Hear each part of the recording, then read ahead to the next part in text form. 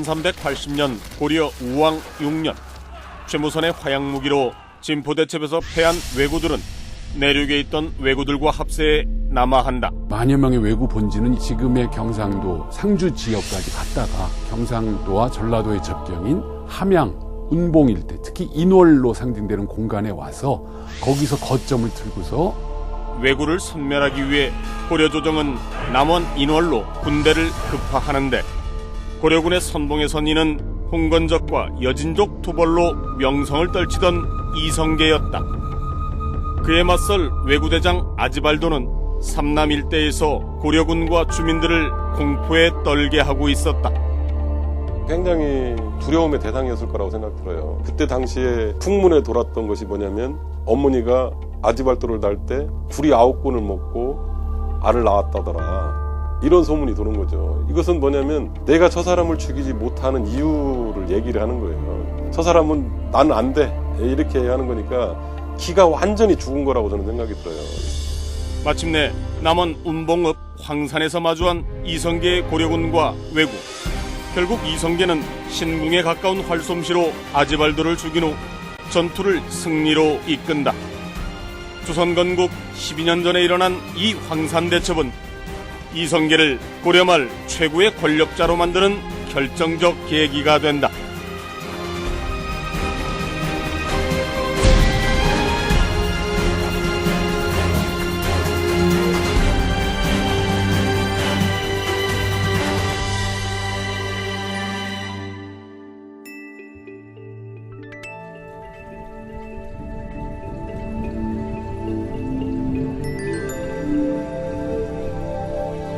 현판에 대첩 비각이라고 써 있잖아요.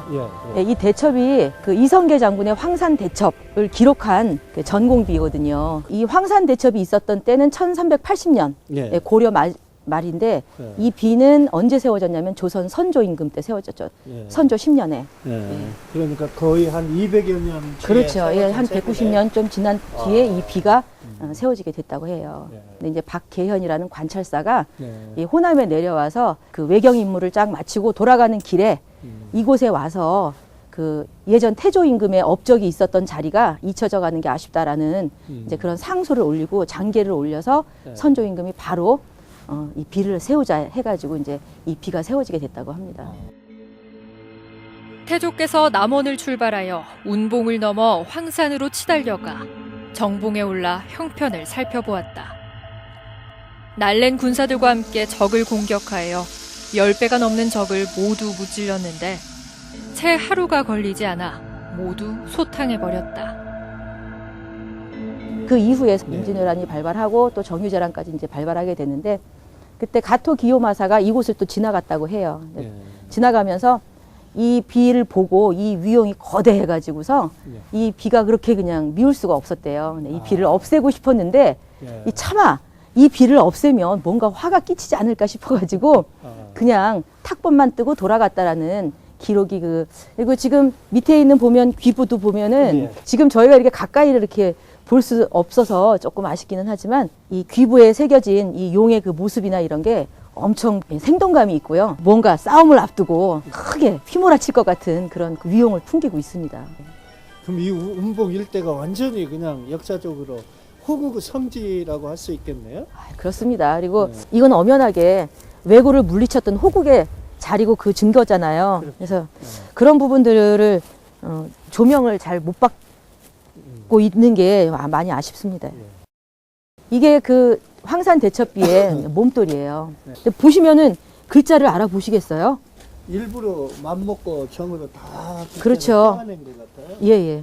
이 가운데 보면 거의 완전히 이렇게 긁어낸 흔적이거든요. 그래서 일제가 알아볼 수 없게 이렇게 이제 하고 이게 깨트렸습니다. 그리고 이제 이게 파묻었던 거를 이 동네 운봉 청년들이 찾아서 이렇게 비를 그대로 이제 모셔놓은 자리죠.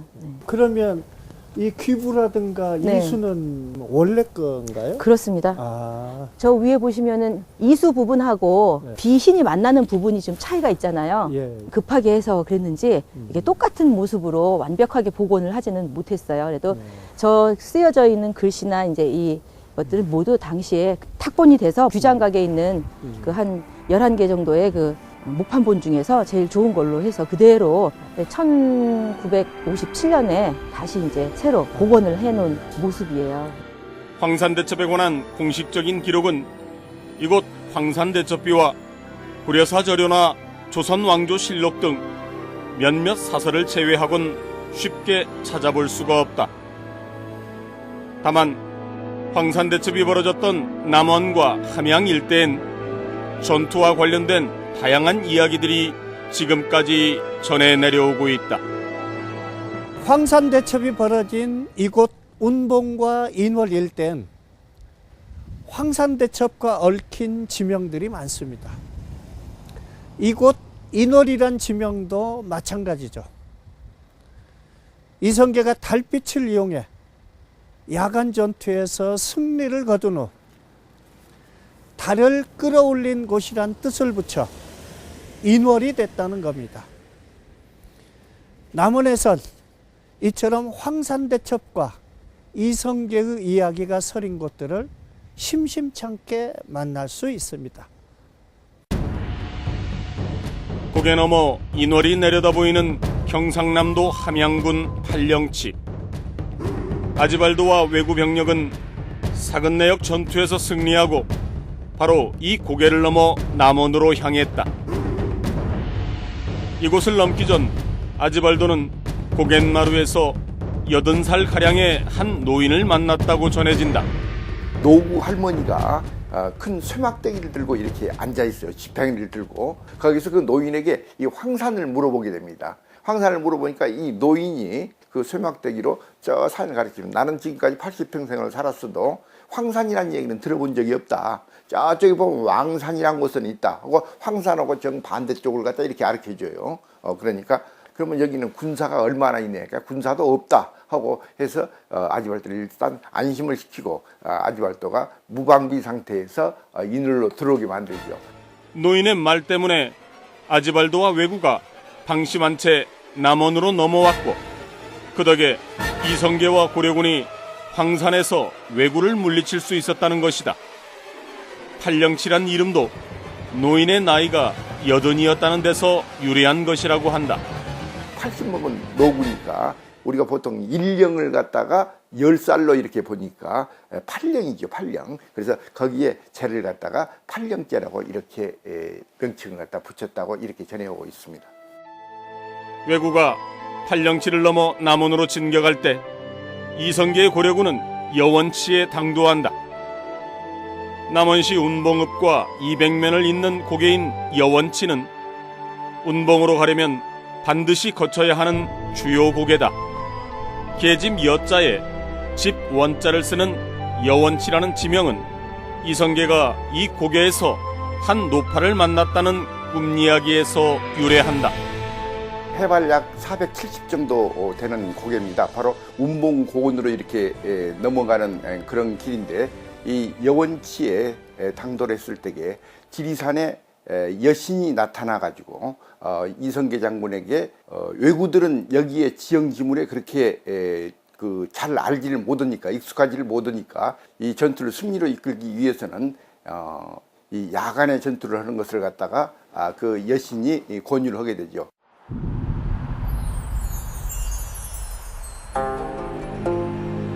여원치 옆 바위에 새겨진 마애불.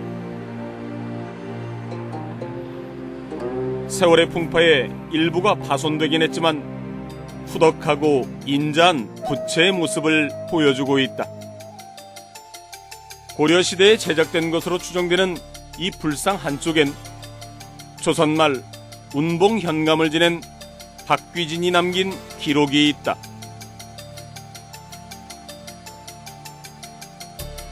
이것은 누구의 모습이 새겨진 것일까?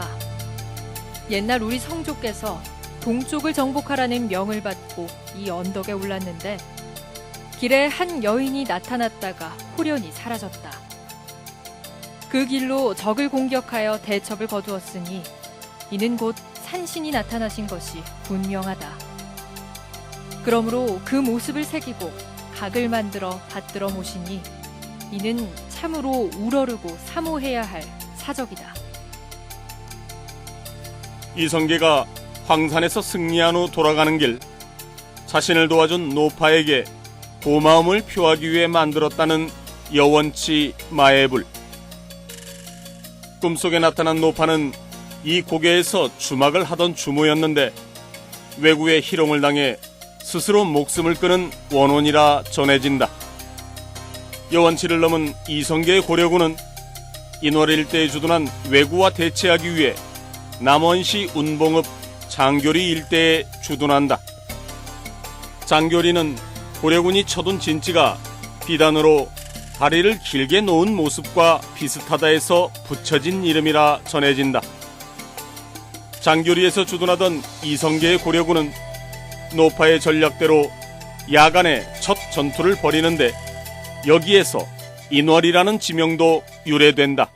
나중에 붙어진 얘기입니다만은 인월이라는 그 지명이 원래는 그 월인 청강지고 갈 때 도장인자에 달월자, 그래서 부처님의 어떤 신비로운 뜻을 상징하는 그런 표현이었는데 이것이 달을 끌어들인다라는 말에 인월이라는 표현, 끌인자 달월자로 바뀝니다. 이성계 장군이 거기에서 전투를 하면서 달이 넘어가면 해가 뜨게 되고 이렇게 되면 불리하게 되니까 이 달을 묶어둠으로써 밤을 그 연속을 시킬 수 있고 그런 유리한 상황에서 전투를 하기 위해서 달을 끌어서 이렇게 묶어 놓았다 해서 끌인자 달월자를 써서 인월리라고 이렇게 부르게 됩니다.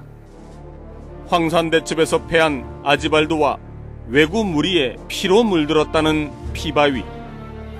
과학적 분석에 의하면 바위에 포함된 철분이 산화돼 붉은색을 띠는 것이라 하는데 그럼에도 불구하고 조선시대 운봉현 고지도마다 피혈자에 바위 암자를 써 혈암이라는 지명으로 빠짐없이 기록하고 있다. 이처럼 남원 운봉과 인월 일대에는 이성계와 황산 전투에 얽힌 지명들이 많다. 지명 중에서 군마동이라든지, 군마동은 군인들의 말을 갖다가 이렇게 묶어놨던 그런 그 넓은 터다에서 군마동이라고 이름 붙여져 있고, 그다음에 인풍리가 있는데 인풍은 바람을 갖다가 왜구들이 오는 쪽으로 불기 위해서 이 왜구를 갖다 물리쳤다 해서 바람을 끌어서 이렇게 물리쳤다 해서 인풍, 끌인자 바람풍자를 써서 인풍리라고 이렇게 지어지고는 주민들이 그 외국의 그런 그 노략길에서 이렇게 벗어나니까 전승하고 가는 이성계 장군을 갖다가 많이 이렇게 축하를 갖다 해줬겠죠. 그래서 음료 대접도 했을 것이고 그렇게 쉬었다 갔던 그런 잔적들이 남원시 여기에 보면 왕정동이라고 하는 곳이 있는데 왕이 쉬었다 갔던 정자가 있는 곳이다 해서 왕정동이라는 이런 지명이 붙여지고 이러죠.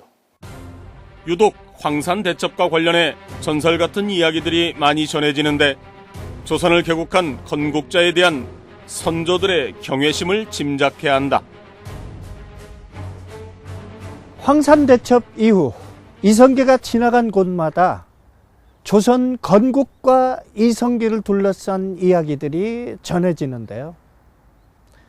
비단 전투가 벌어진 남원 인근뿐만 아니라 이곳 전주 오목대에서도 황산전투의 승리를 기념하는 잔치가 벌어졌다는 이야기가 전해져 옵니다. 한옥마을 동쪽 언덕 위에 있는 정자 오목대. 이곳은 이성계가 황산대첩 후 전주이시 종친들과 승전 축하연을 베풀었던 곳으로 알려져 있다. 하지만 고려와 조선시대의 공식적인 역사서에선 황산대첩 이후에 있었던 이성계의 행로 기록은 찾아볼 수가 없다.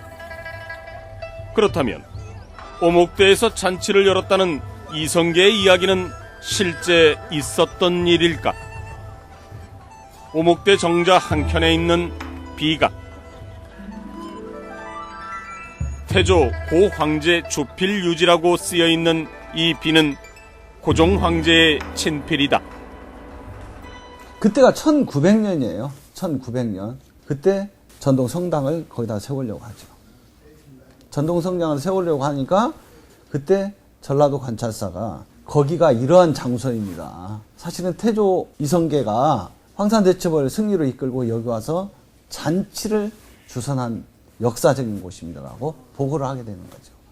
그러니까 빨리 여기다 비석을 세워야 됩니다.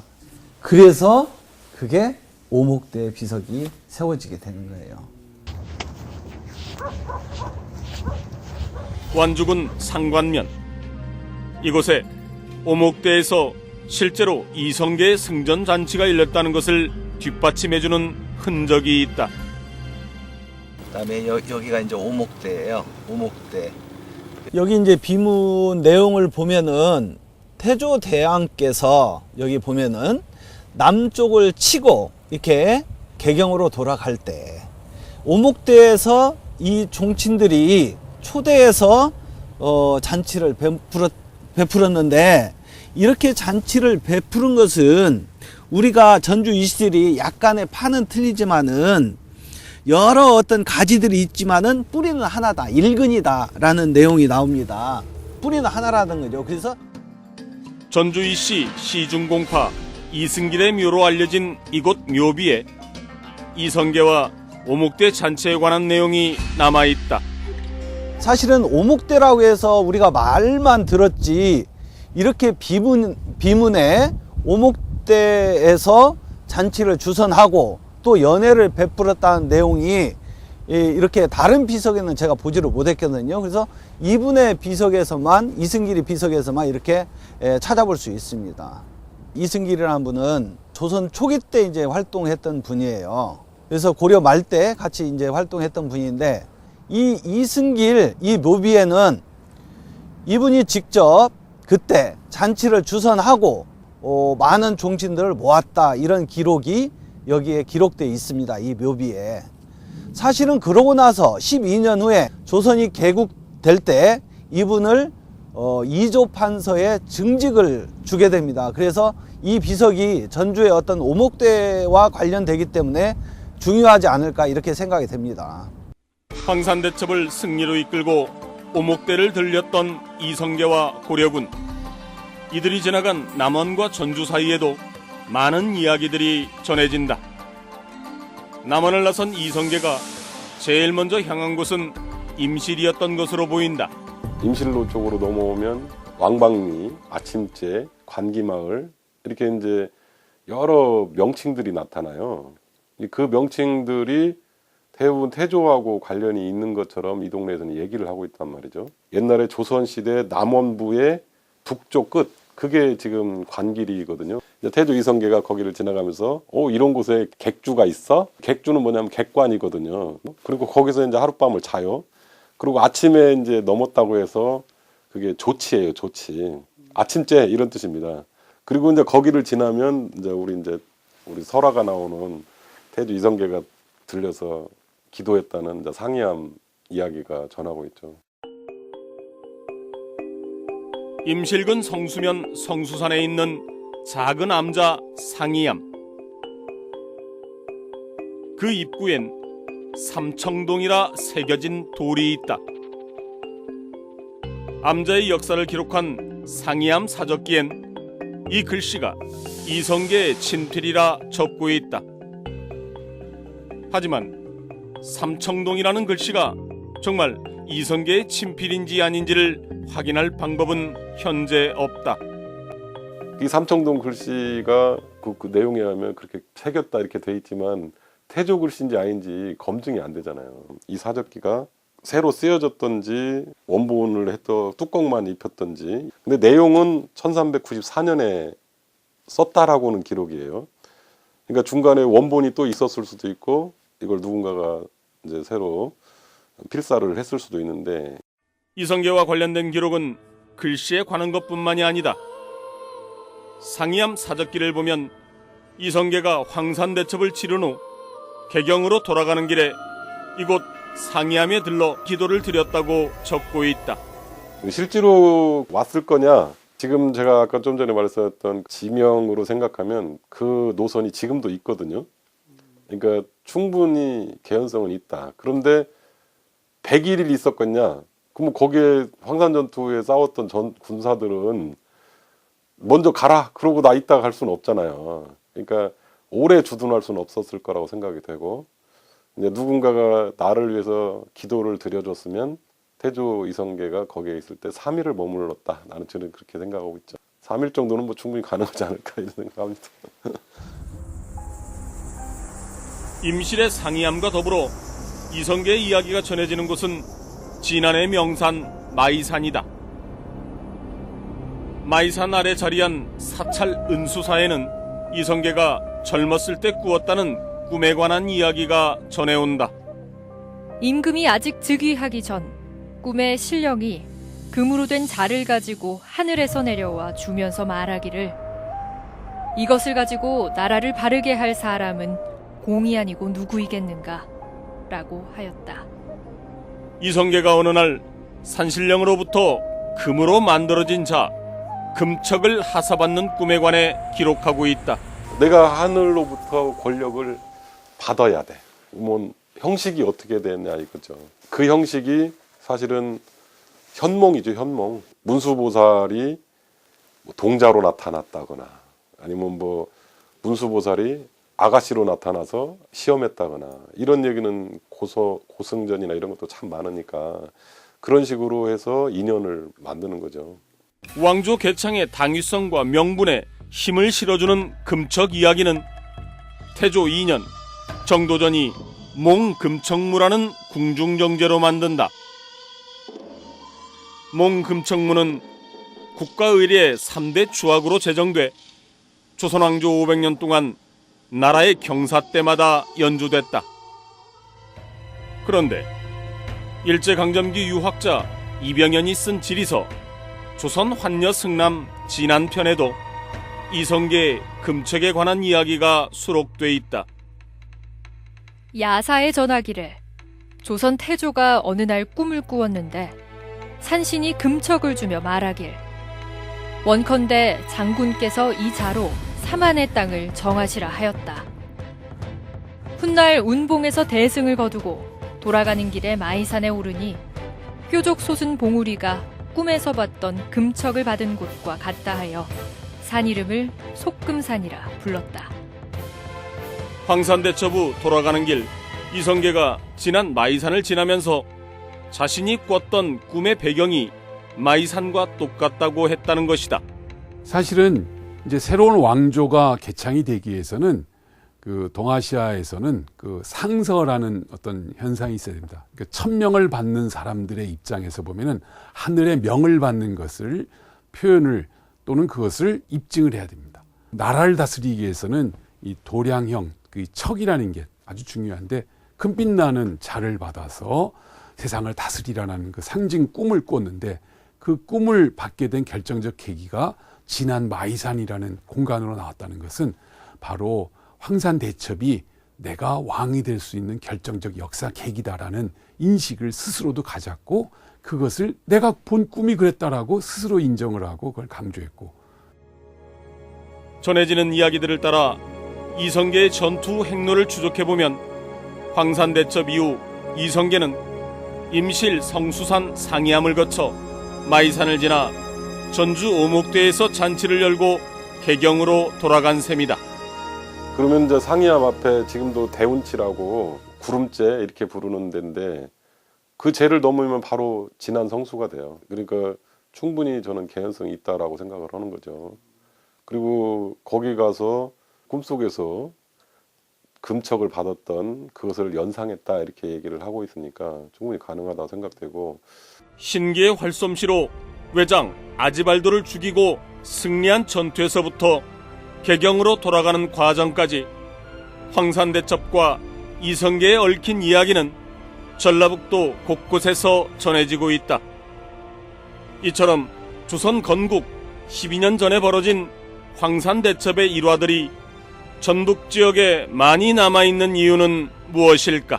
동북방에서 최소한 150년 이상 4대조가 살 정도로 시간이 흐른 그 집안이 개성에 들어와서 유수의 집안들하고 경쟁을 해서 이제 살아남아야 되는 이런 거 생각하면 그 전근대 시기에 있었던 아마 여론 형성 이런 것하고 연관이 있지 않을까 저는. 결국은 태조 이성계가 조선이라는 새로운 나라를 만들 수 있는 역사적인 명분과 근거를 그 전라북도에서 전개된 황산대첩이라는 사건을 중심으로 풀어나간 것 같습니다. 조선 왕조의 발상의 어떤 결정적 사건이 바로 지금의 남원 운봉 일대 황산대첩에서의 승리였고 그 전후 과정에서 하늘로부터 계시받은 사건의 현장이 바로 지난 그 운봉 바로 일대였고 또 전주가 조선 왕조의 어떤 뿌리 공간이라는 걸 인식하였고 이 일련의 사건과 인식이 결국은 조선의 역사성을 부각하는 가장 중요한 내용으로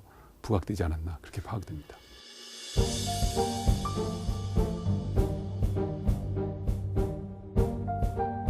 고려말 극심했던 외구 침략을 막아내고 조선 건국의 계기를 마련한 황산대첩. 기록이 많이 남아있지 않은 탓에 황산대첩에 대한 체계적인 조사와 연구가 진행되지 못하고 있지만 그 역사적 의의는 적지 않습니다. 잊혀져 있지만 묻혀서는 안 될 고려의 전투 황산대첩. 그 현장을 역사의 터전으로 만들 수 있는 다양한 연구가 이제부터라도 활발하게 진행되기를 바랍니다.